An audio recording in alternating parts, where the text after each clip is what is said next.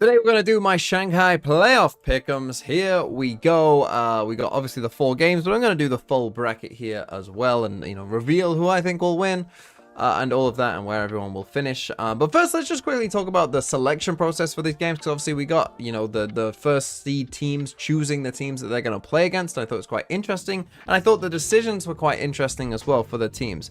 The obvious decision was to not pick Gen.G, right? Whoever was getting drawn fourth was almost certainly going to get Gen.G, because I think when you look at Gen.G versus the other teams that came from the group stage, Gen.G are, in my opinion, clearly a tier above kind of, some of these other teams in here.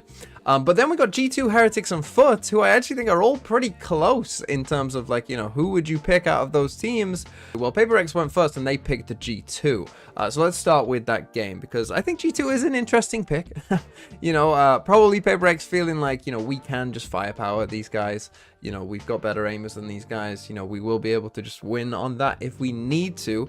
And obviously G2 have shown that, they can beat teams, on paper who have better firepower than them. But obviously PaperX are a step above the likes of a Cloud9 or a Crew, right? PaperX are clearly a step above. But I do think that G2's, discipline and kind of very passive game plans could give them some trouble. When we look at the map veto that's likely to happen as well, G2 are permabanning Sunset, which is one of PaperX's better maps. So I think that will favor them as well. I think G2 then will, get the chance, because PaperX will ban Breeze. G2 will get the chance to play one of Ascent or Icebox, maps that PaperX maybe aren't amazing at, particularly Ascent, where G2 are pretty good. But PaperX, I think on the rest of the maps, you probably would favor them, quite heavily, I would say. G2 have played Lotus twice in this tournament already. They won an overtime game. They lost a, not so close game as well. So I think PaperX will look at Lotus and just be like, we can roll these guys on Lotus, which it maybe is true. And I do think that PaperX probably will just be the better team. Next game is EDG versus Team Heretics. This one is probably much more of a coin flip game. I think a lot of people will have different takes on which way this one will go. Obviously, EDG, the crowd you would assume is going to be going crazy for this one. And we know that EDG, Kang, you think of him standing up, the crowd's going to be popping off. It's going to get, very crazy and hectic. But Team Heretics, of course, have already experienced that. That game with FPX, that map 3. Couldn't have been more hectic, right? Couldn't have been more of a big pressure, high pressure scenario. Elimination was on the line, right? So they've already kind of felt that. They've already been in that situation, which I think will help them for this game, because, the crowd almost certainly will be a factor in this game, and, learning how to deal with that and being calm will help Heretics, I think, their experience in that FPX game. When we look at the map veto and how that might go, EDG are banning Lotus most of the time. Heretics are banning Ascent, which I think does slightly favor EDG here. If EDG really want to be on it and guarantee they're going to win this game, if they don't ban Lotus and just play a default comp on Lotus, I mean, Heretics just got stomped by FBX on Lotus, so I'm not sure that they would want to pick it anyway. But if they did ban Sunset EDG instead, that to me is just an easy way to beat Heretics, is if you just ban Sunset. From what we have seen thus far, and obviously the lack of scrim time that this 5 has had together, and with the changing roles and stuff like that, I don't think they've got the map pool to beat you if you take Sunset out of the pool. Right, I don't think they can beat you on 2 other maps, essentially, for the teams that are left in this tournament, because obviously everyone's pretty good at this point. But I think EDG probably will ban Lotus. And then from there, though, I still do think the map pool probably slightly favors EDG, because, they could pick a split, which we saw Heretics weren't necessarily that great at least it looked like, and that's the map where Patty's playing Raze, which was a bit weird, maybe, as well. So, I do think EDG will find some advantages there. But my big concern with EDG is just that they haven't been that great. In my power rankings, when I, first did the power rankings for this tournament, I put FPX above EDG, despite EDG starting in playoffs, because I thought that FPX were just the better team over the entirety of the split. And that gives me some concern, because obviously Heretics just beat FPX. But I do think that it's possible, especially for these teams, these first place teams, right? First time on the stage, maybe a bit of nerves going in, these other teams, kind of used to it. They've now got another double elim situation.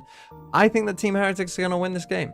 Next up, we have 100 Thieves versus Foot. 100 Thieves, obviously, they've shown that they are probably better than a kind of scrappier, sloppier Foot right now. Not that Foot can't give them a game, but I do think that 100 Thieves should be in line to kind of, be on top in this one. 100 Thieves are generally banning Lotus, which actually I think is a blessing in disguise for Foot, because Foot their comp, I can't deal with it anymore. I just can't deal with it anymore. It just fundamentally doesn't play how the map should play. But 100 Thieves will ban Lotus, so Foot don't probably have to worry about that. Foot have been banning Breeze at this tournament, which is like whatever for 100 Thieves. They've only played that map twice. They did win both times, but it's not like a map that they commonly pick themselves. And obviously, I think looking at Foot's bind, sure, they did beat Lev, but that should be a free win for 100 Thieves. 100 Thieves should have a free win on bind against Foot, really. And I think that 100 Thieves, you know, their bind is somewhat maybe at that level that, like, you know, the EG fracture was towards this time last year. EG really used their fracture to carry them to the Tokyo Grand Final. You know, it wasn't until Champs that team started realizing, like, oh, we should ban fracture against EG because it's a free win for them. You know, I think 100 Thieves could benefit from that in this tournament as well, right? That if teams don't realize, like, hey, you just ban bind. Whatever your permaban is, it's better than playing 100 Thieves on bind, you know. Foot could find some success on Sunset. You know, it's a map that 100 Thieves haven't played a ton, haven't been amazing at throughout the course of the year. So, you know, maybe that's a chance that Foot have on that map, because obviously they did just win 13-1 on Sunset. So, you know, there is still some potential here for Foot, but then when you're looking at any third map, I think that it does definitely favor 100 Thieves, and they should be feeling good about coming out on top on this one.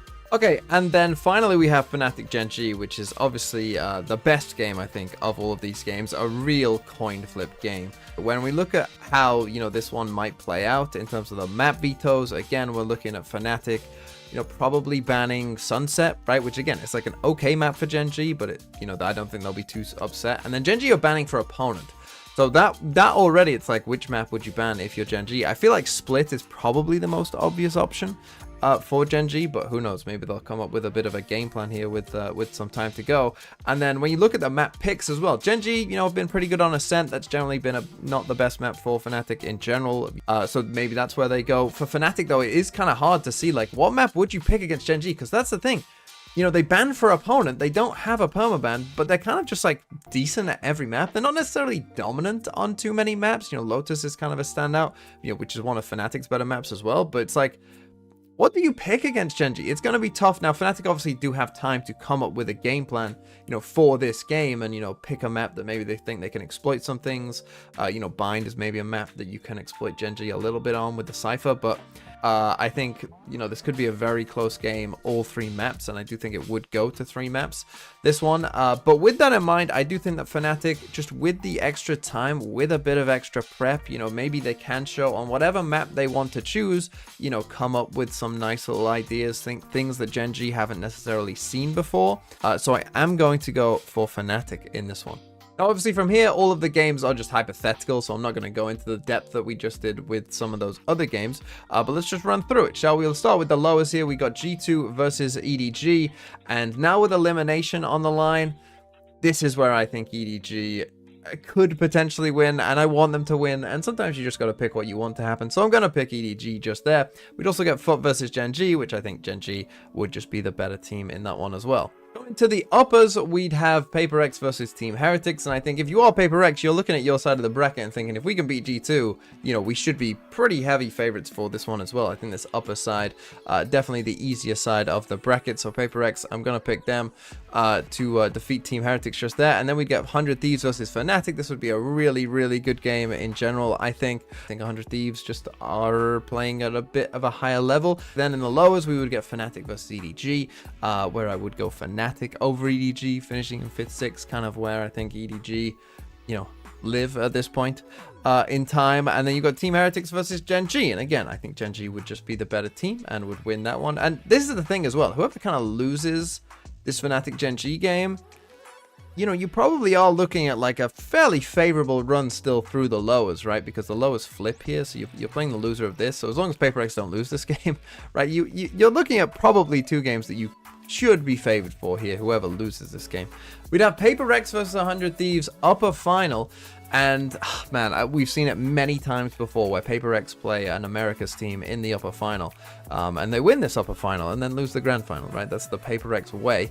Will they do it again? I'm going to say no. We actually get a change here. 100 Thieves win the grand final, and Fnatic versus Gen.G. Of course, we had this game at the start. I picked Fnatic, but Gen.G go on a lower bracket run. They get their revenge.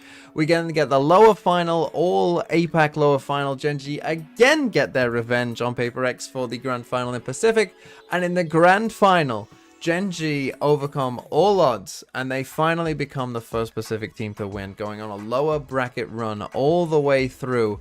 I'm going to pick Gen.G silencing the crowd. Shanghai becomes a library as Gen.G go all the way through the lowers to win the grand final.